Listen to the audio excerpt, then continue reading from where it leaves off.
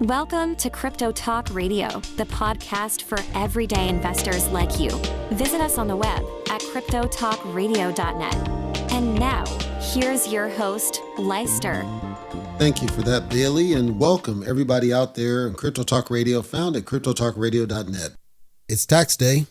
Are you still ducking taxes? Have you not filed yet? Have you not filed an extension yet?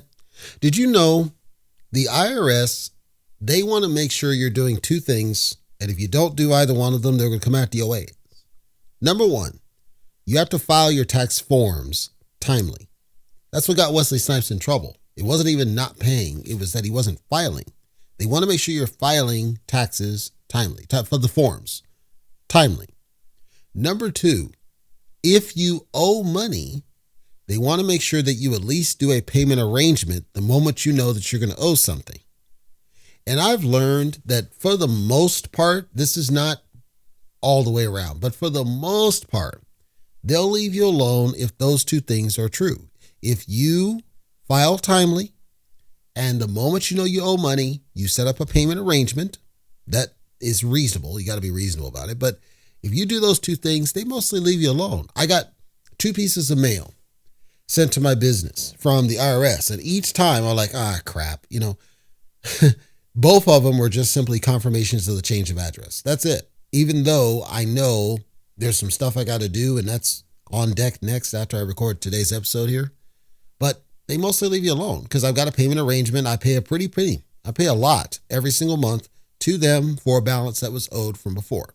And this one, I guarantee you I'm going to have another one I'm going to have to do. I don't know exactly how much money it's going to be, but it's going to be a hell of a lot more than I had before because I made way more money. So the weird thing is the shift in money started I don't know if that started in 2023 or 2024. I can't remember off top. I want to say it started in 2024, if I recall. And if that's true, yeah, I'm pretty much screwed.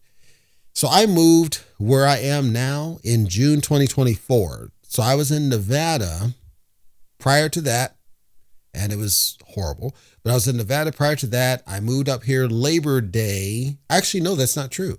Labor Day of 2023. And then I moved in this current house that I just bought in June 2024. So 2023 January would have been when I got the major bump up of money. So I suspect the worst is behind me, but I'm going to have another round of payments, like a bulk charge I'm going to have to do. And I've got some deductions, but I'm still concerned about the amount that, there's a lot. So anyway, make sure you file your tax forms. Don't duck it, or file an extension. Don't duck it. Like I want to file an extension to probably mid-May, because I got a lot of stuff going on and I want to just make sure, but make sure you file your taxes. Don't duck it. Don't duck the smoke. Let's get into some cryptocurrency. I'm not going to have a long episode today. There's a lot of news bits, but quick and fast.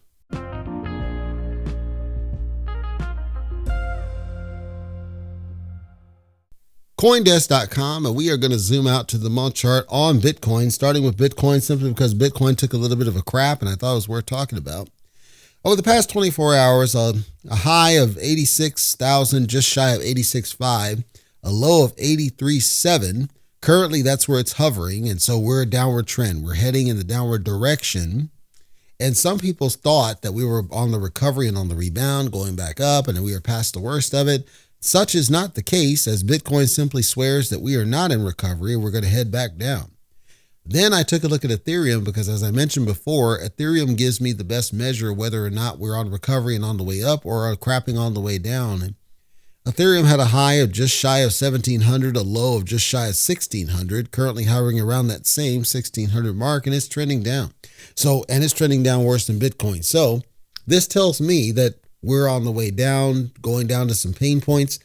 Ethereum recently went down as, I think it was like $1,300 not long ago, which is good. I love that. I love that major crap out. I think it was like 13.8. Major crap of price, because I'm waiting for lower prices. Some people speculated that some of the activities on Ethereum, Pectra and all these other things were going to cause a run. I didn't see that was going to be the case. I still don't see that's going to be the case. And I think we have a little bit more pain.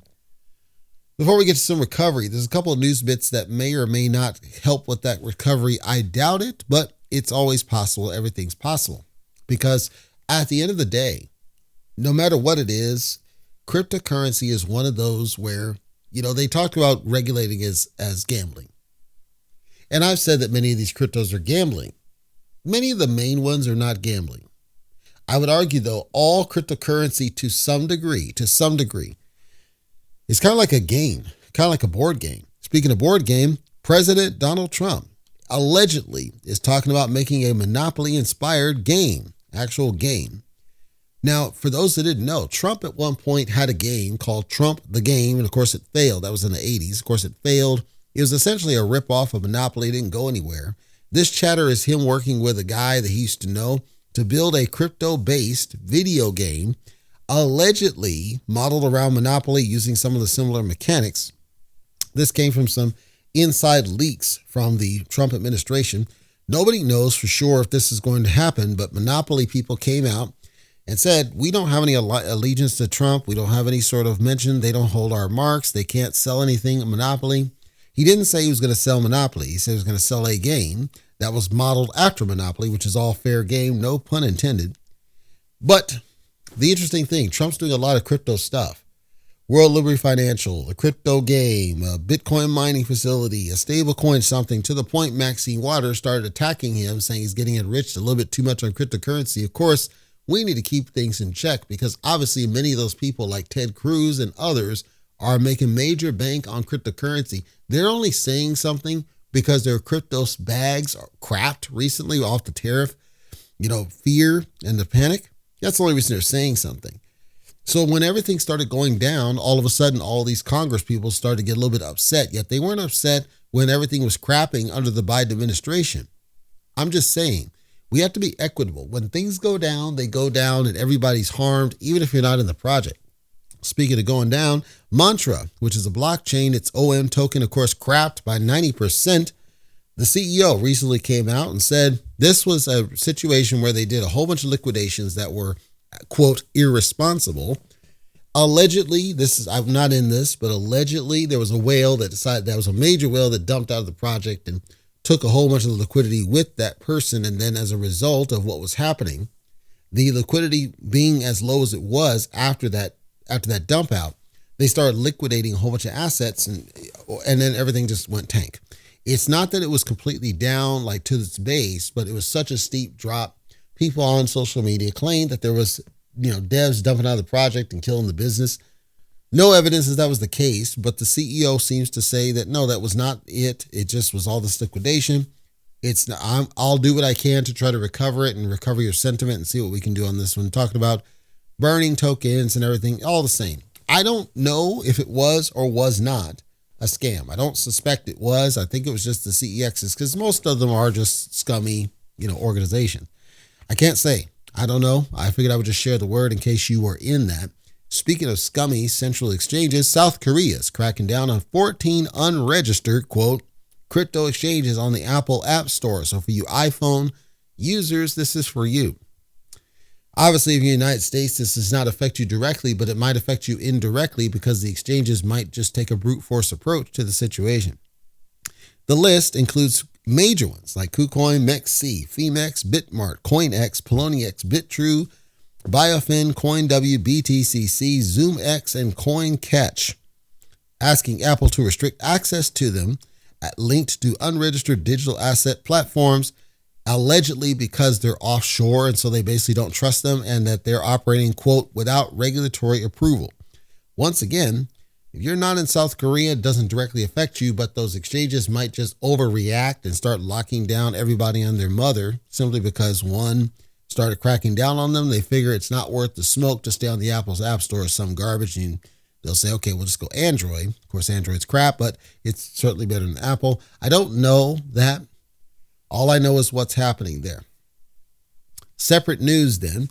The FDIC allegedly, I don't know this for sure, but allegedly is looking into enabling public blockchain use by banks.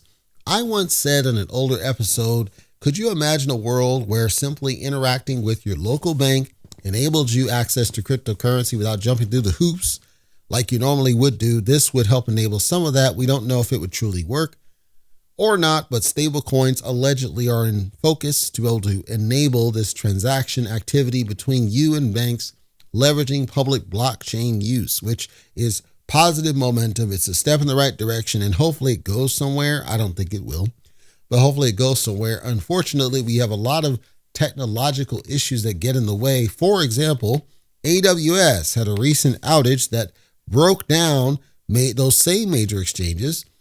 I want to talk about this one as my tail end of the episode because maybe people don't understand. When we say decentralized, what do we mean? We allegedly mean that it's your keys, your crypto, you own it, and you are your own bank. You might have heard some of these, crypto bros use that term. You are your own bank. Nobody powers it. Such is somewhat true of only Bitcoin. The vast majority of cryptocurrencies out there not named Bitcoin still have a centralized infrastructure by their very nature, by the way that they behave. And the centralized exchanges certainly rely on those to host their servers and host their infrastructure.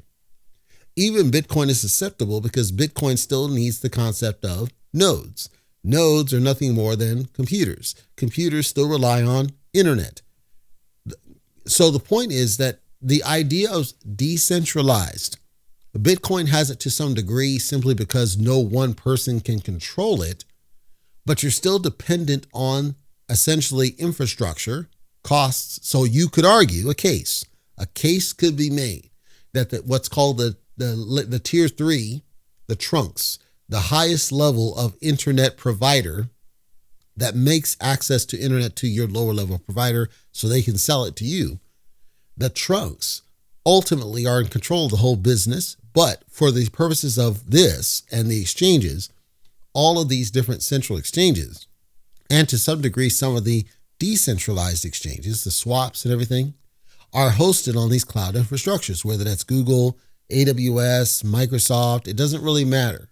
Oracle, it doesn't really matter. They're still susceptible to those rules, and they're at risk because those same players could simply shut the whole business down either inadvertently or accidentally.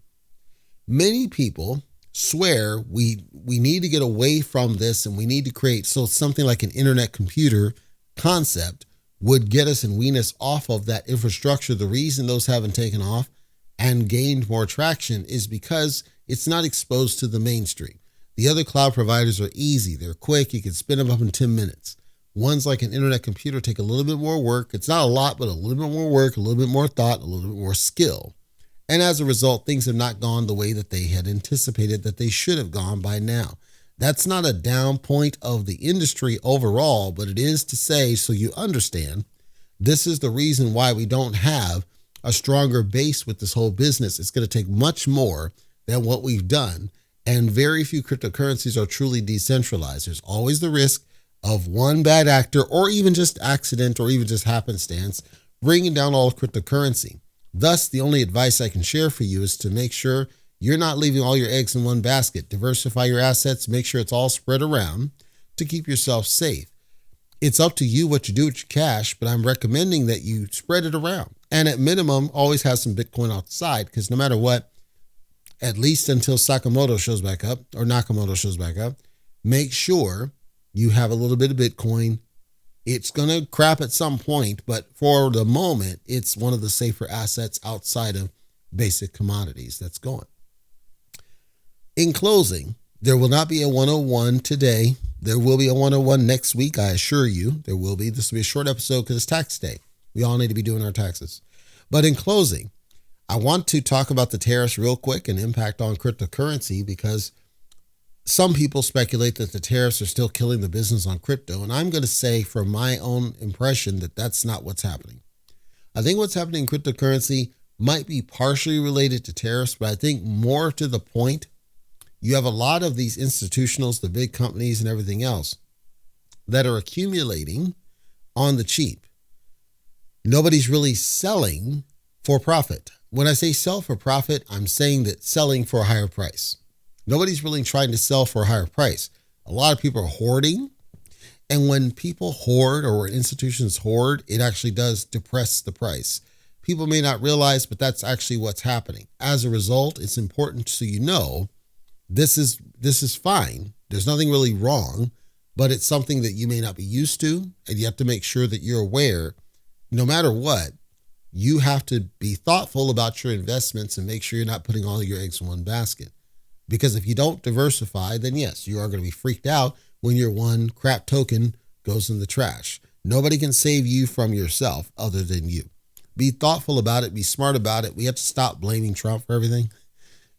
We can talk about impacts in the short term, but long term, it's really up to you and your tolerance and what you've chosen to do. Nobody can make the decisions for you. I can only recommend to diversify. Pick multiple things, not even just in cryptocurrency, bonds, stocks, everything, multiple different things to help insulate from the damage that we suspect is yet to come, at least in the first part of the year.